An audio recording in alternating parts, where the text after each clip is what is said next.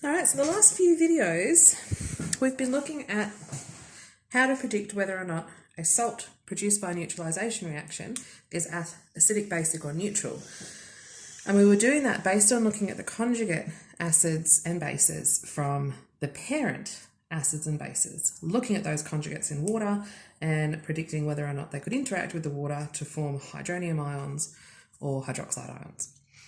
So that's all well and good if you know the parent acid and base from the reaction that you're given. But sometimes you just get given a salt and you just get asked to work out, is this salt acidic, basic, or neutral? So is the pH of the solution going to be close to 7, below 7, or above 7? And you need to be able to do that just by looking at the salt. So there's a couple of steps that you need to go through.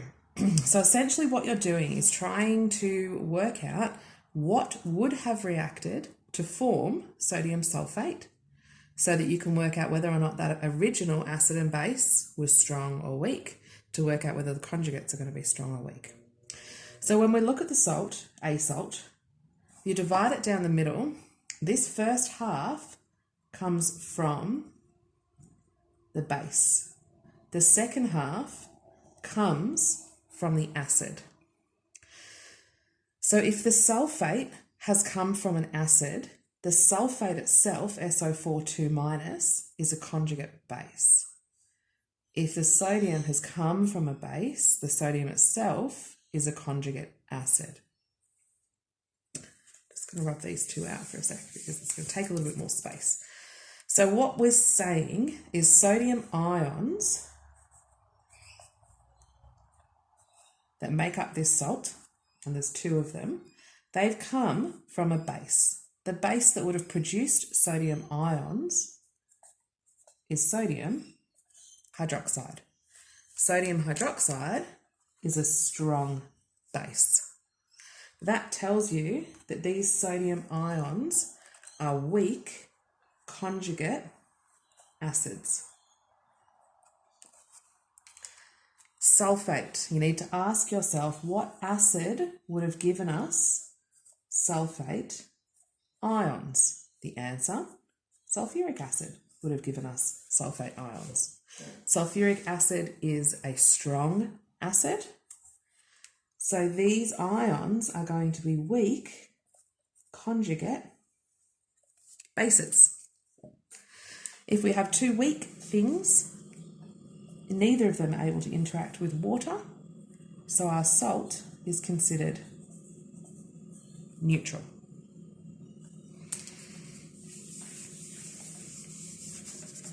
Okay, so if I have two strong parents, so a strong acid and a strong base, I'm going to get a neutral salt.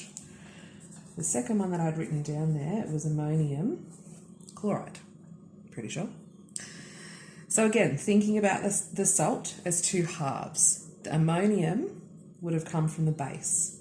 What base is going to give us an ammonium ion? Ammonium hydroxide. Ammonium hydroxide is a weak base. What acid is going to give us chlorine ions? HCl. HCl is a strong acid.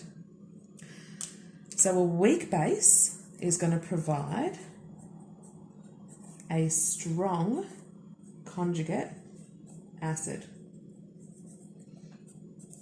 A strong acid is going to provide a weak conjugate base. So if those things are sitting in water, what's going to happen? Your strong conjugate acid is going to be able to donate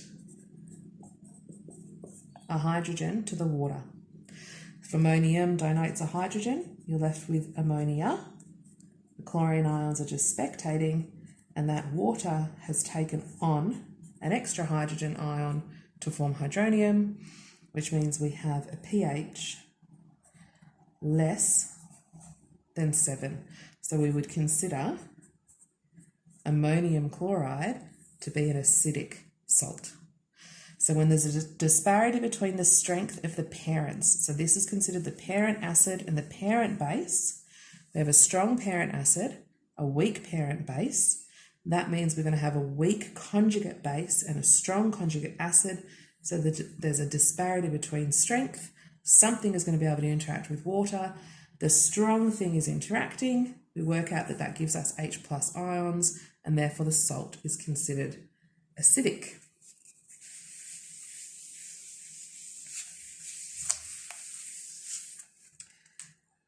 So another one. Again, breaking that salt down the middle. The K has come from the base. What base is going to give us an ion of K? K, OH. It's a group 1 metal with OH, so it's a strong base. What acid is going to give us CH3COO? Added a hydrogen onto it. Acetic acid, and that is a weak acid.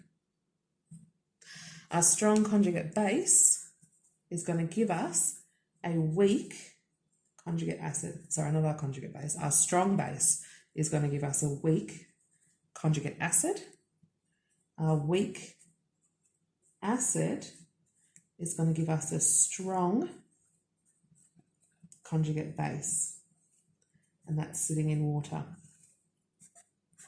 There's a disparity between strength. My strong conjugate base is going to be able to accept a hydrogen from water. So a hydrogen is coming from our water over to our base. K+ is just sitting in solution because it's weak, it can't interact with anything. The acetic acid is accepting a hydrogen from the water to form back to acetic acid, acetate ion, and that's going to leave OH-. The presence of that OH- means that the pH is going to be greater than 7, and we would call this salt basic.